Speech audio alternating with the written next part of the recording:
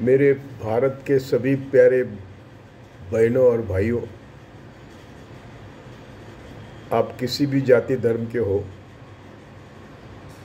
किसी भी राजनीतिक पार्टी के हो, आप पहले मानव है, मानवता हमारा धर्म है और एक दूसरे को के गले लगाकर जिंदगी जीना ये इंसान का आद्य कर्तव्य होता है। आज देश का जो माहौल है, अशांतता का माहौल, ये ऐसा कभी नहीं था, इतना गंभीर मामला नहीं था।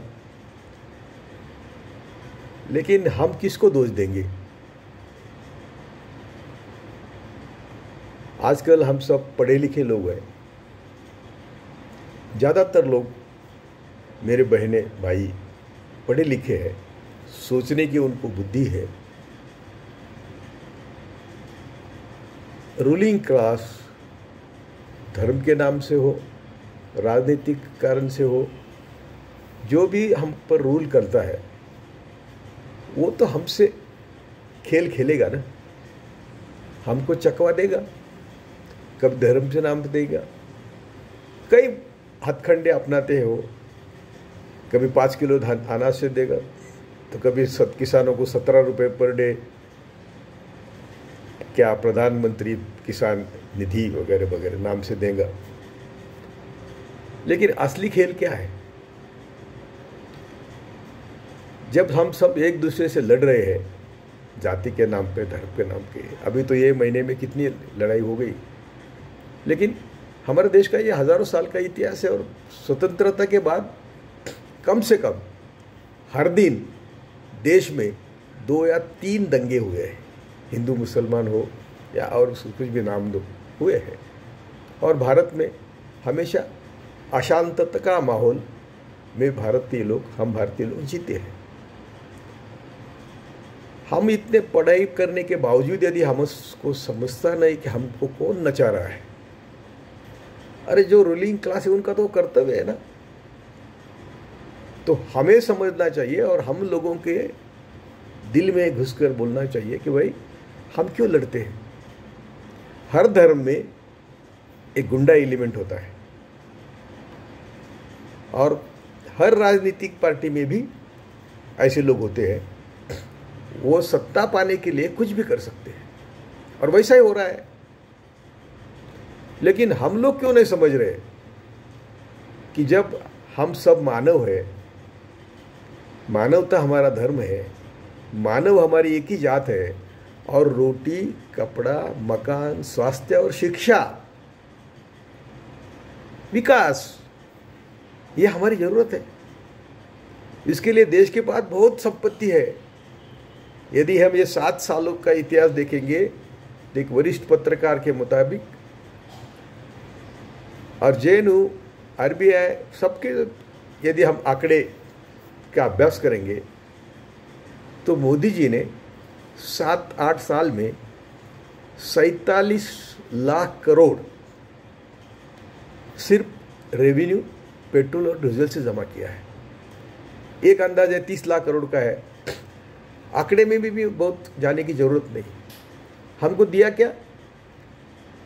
मैंने अभी कहा 17 रुपये देते हैं पंतप्रधान किसान सम्मान निधि, कुछ ऐसा है, और 5 किलो धान देते हैं मुफ्त में।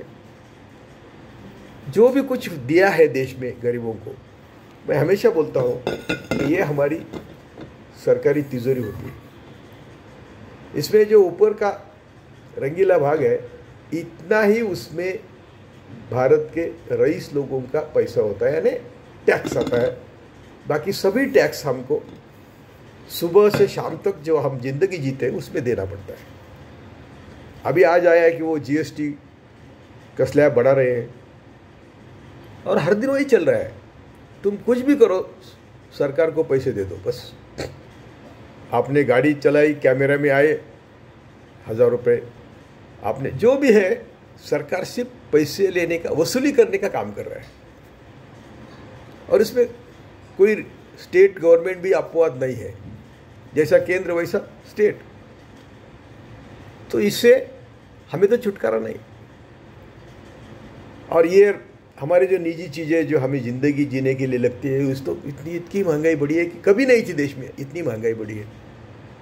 वो कोई कहता है 14% है, कोई कहता है 7% है, उसमें भी जाने की ज़रूरत नहीं, लेकिन महंगाई बढ़ी है, हम देख रहे हैं। अभी अभी न्यूज़ आई थी कि मोदी जी ने पब्लिक सेक्टर से बेचकर 100 लाख करोड़ कमाए, 100 लाख करोड़, 1 लाख करोड़ कमाए। लेकिन उद्योगपतियों को दी हुई सहूलत, टैक्स माफ़ी, कर माफ़ी, एनपीए या स्ट्रक्चर एग्रीमेंट यानी अकाउंट में एडजस्टमेंट करना, ये सब जो हिसाब किया यदि करेंगे तो मोदी जी ने देश को 100 लाख करोड़ को लूटा है, 100 लाख करोड़। और छोड़ो, आंकड़ा भी छोड़ो, लेकिन लूटते तो है हर दिन, देख रहे हैं हम लोग। अदानी की संपत्ति हर दिन 700-800 करोड़ से बढ़ रही है, हर दिन। अंबानी की संपत्ति 300-400 करोड़ हर दिन बढ़ रही है। और हमारी सब संपत्ति, हमारी कुदरती संपत्ति है, हमारी यानी कोई भी संपत्ति ले लो, हम हर प्रकार की संपत्ति मोदी जी बेच रहे हैं, और वो चंद उद्योगपतियों को बेच रहे हैं। तो उनका कहना है कि आपको पैसे का क्या करना है, आपको संपत्ति का क्या करना है। रूलिंग क्लास का कहना है, देखो ना, यदि कोई एमपी बनता है तो 5 साल में उसकी संपत्ति 200% बढ़ती है, 200% बढ़ती है। ये 91 के बाद हुआ, सेवाभावी लोग थे, नहीं ऐसा नहीं है। लेकिन अंबेडकर ने पहला थीसिस लिखा, उसके बाद 1943 से वो संसदीय पार्लियामेंट के बारे में बोलते आए हैं, और आखिरी 47 में भी उन्होंने 49 में जब संविधान देश को समर्पित किया था, कहा यदि इसको इम्प्लीमेंट करने वाले ठीक नहीं होंगे लोग, तो ये संविधान सिर्फ कागज का टुकड़ा रहेगा। और आज संविधान कागज का टुकड़ा रहा है। सभी संस्थानिक यानी संविधानिक संस्थाएं चुप है। जो भी मोदी जी कर रहे हैं, कोई चैलेंज नहीं कर रहा है, बुलडोजर चला रहे हैं। यानी किसी ने गुनाह किया, उसके घर पर बुलडोजर चलाना, यानी जुडिशरी का काम खत्म हो गया ना, संविधान का काम खत्म हो गया। कोई कहता है भोंगे बजाओ, कोई कहता है 40 करो। अरे खुद पंतप्रधान कहते हैं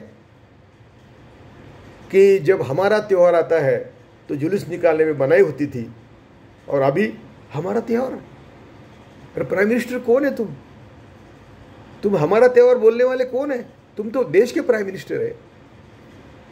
तो किसी धर्म का त्योहार आता है तो उनको, और उसके धर्म के दो धर्म के लोगों को लड़ाने के लिए आप जो कोशिश कर रहे हैं, घर वापसी, लव जिहाद, क्या इतने नाम है, और इतने बहुरंगी बहुरूपी वो आपके सामने पेश आ रहे हैं, लेकिन उसी समय वो 100% हमारे देश को लूट रहे हैं। हमारे युवाओं का भविष्य खत्म हो गया है। यदि फिर से हम 2014 के पहले का भारत चाहते हैं तो हमें 100 साल काम करना पड़ेगा, आगे 100 साल काम करना पड़ेगा। इतना देश बर्बाद हुआ है, लेकिन इसके बावजूद हम आपस में लड़ रहे हैं। हम देव धर्म के नाम से एक दूसरे को मार रहे हैं, और उनको मौका दे रहे हैं कि किसी ने पत्थर मारा तो उसके घर पर बुलडोजर, यानी माइनॉरिटीज़ कम्युनिटीज़, दलित, आदिवासी। अरे माइनॉरिटीज़ कम्युनिटीज़ 20% है, 15%। दलित कम्युनिटी यानी ओबीसी, SC ST 15 और 7, यानी वो भी 21-22% है, दोनों मिलके। और ये सब मिलके साथ आएंगे तो मोदी जी क्या करेंगे? लेकिन हम सबके नेता, किसी भी धर्म का, किसी भी जाति का नेता हो, वो हमारा नहीं है। वो इन्हीं मनुवादी और मनुवादी ताकतों के साथ काम कर रहा है। तो मैं सबको विनती करता हूँ कि नेता कुछ भी कहे, 40 करे, भोंगा बजाए, तुम क्यों जाते हो? तुम्हारा काम है ना, तुम रोटी कपड़ा मकान देखने के। तो मैं आपको सबको विनती करता हूँ कि ज़रा सोचो, सब भारतीयों को विनती करता हूँ, सोचिए और जगह पर आइए। जय भारत, जय भीम, जय शिवराय।